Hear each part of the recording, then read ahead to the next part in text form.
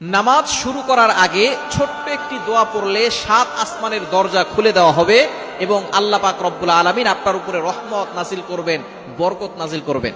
এমন একটি দোয়া আছে যেই বাক্যগুলো খুবই সহজ এবং উচ্চারণ করাও সহজ, এবং আপনি আমল করলে একবার বলার সাথে সাথে নবীজি সাল্লাল্লাহু আলাইহি সাল্লাম জানিয়ে দিয়েছেন তার জন্য আসমানের 7টি দরজাই খুলে দেওয়া হয়।